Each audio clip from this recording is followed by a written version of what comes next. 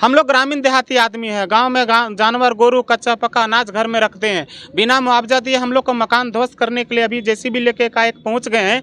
अब हमें ये समझ में नहीं लग रहा, हमारे पास उतनी हैसियत नहीं है कि ये मकान भी टूटेगा तो हम इतनी सारी संपत्ति लेके जाएंगे कहाँ।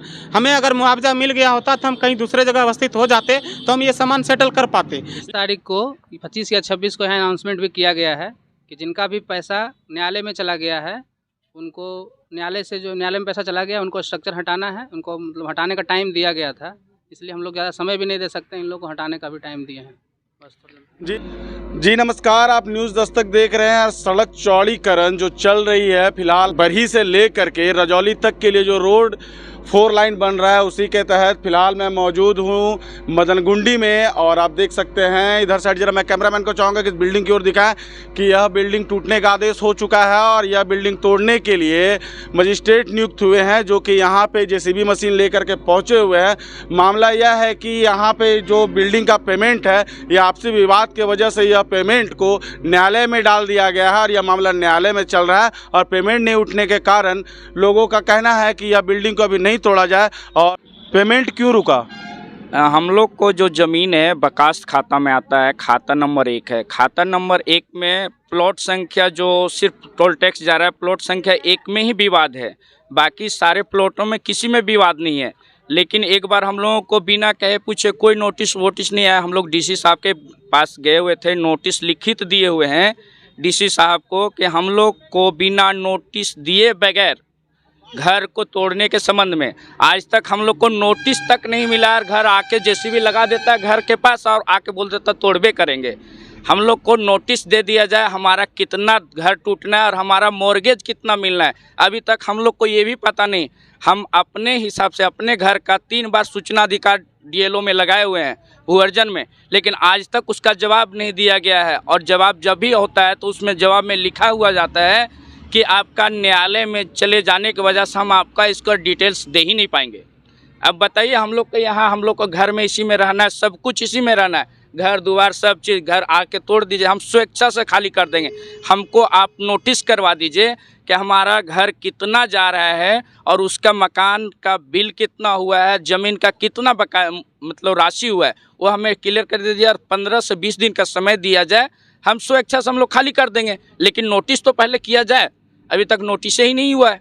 और जो मजिस्ट्रेट नियुक्त हुए हैं वो यहाँ पहुँचे हुए हैं, आइए इनसे जानते हैं पूरा मामला क्या है। क्या मामला है सर? मदनगुंडी में जो एनएच के किनारे जो स्ट्रक्चर है उसको हटाने का अनुमंडल पदाधिकारी कोडरमा के द्वारा आदेश हुआ है, उसी में हम यहाँ मजिस्ट्रेट प्रतिनियुक्त हैं और इनको हटाने के लिए कहा गया है। तो अभी फिलहाल ये बिल्डिंग टूटेगी सर? जी ये नहीं, और यहाँ से लेके बहुत सारा प्लॉट है, वो मेरे पास लिस्ट है। उन लोग का जितने हैं सब लोग का पेमेंट जो है ये न्यायालय में चला गया है और वहीं से पेमेंट हो सकेगा। अब जो भी है तब तक ये एनएच का कार्य तो रुकेगा नहीं, रोड का कार्य बाधा हो रहा है, इसलिए इसको हटाने का आदेश हुआ है। हटाने का आदेश हुआ है। तो फिलहाल जेसीबी के साथ पहुंचे हुए हैं। जी।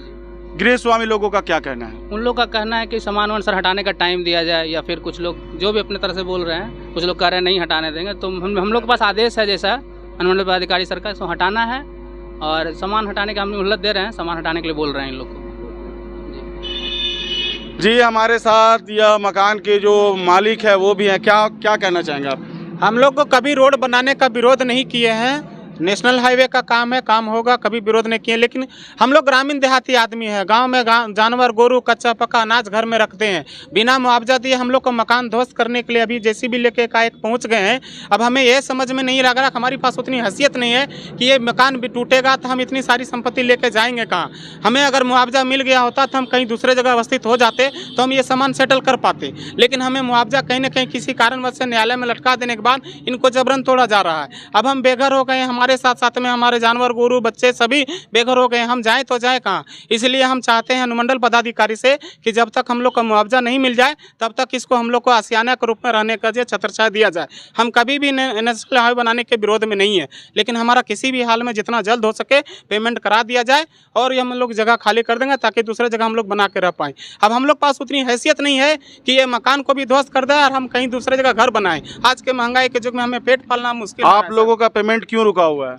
हम लोगों का पेमेंट एक छोटी सी आपसी मामला था जिसमें हम लोग का सहमति भी बन गई है। अब न्यायालय में बार बार इसको लंबित करके हम लोग को पेमेंट को रोक दिया जा रहा है। हम लोग में सहमति भी बन गई है। हम अनुमंडल पदाधिकारी से चाहेंगे कि उस सहमति के आधार पर जितना जल्द हो सके न्यायालय से हम लोग को मुआवजा भी दिलाने का प्रक्रिया किया जाए। मतलब मूलतः कहने का मतलब यह है कि ये आपसी रंजिश थी जिस वजह से पेमेंट को रोक दिया गया था।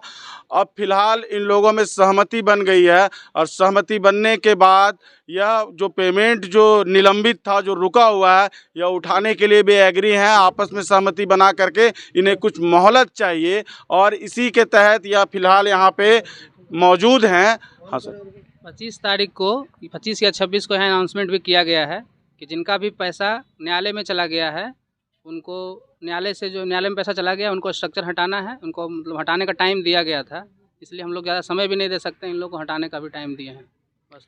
जी बहरहाल ये देखने की बातें होंगी, लेकिन यहाँ पे आप देख सकते हैं कि काफ़ी भीड़ लगा हुआ है और फिलहाल मैं मदनगुंडी में हूँ तो यहाँ के खबरों से आपको रूबरू करने के लिए तत्पर हूँ। फिलहाल अभी के लिए इतना ही। बहुत बहुत धन्यवाद।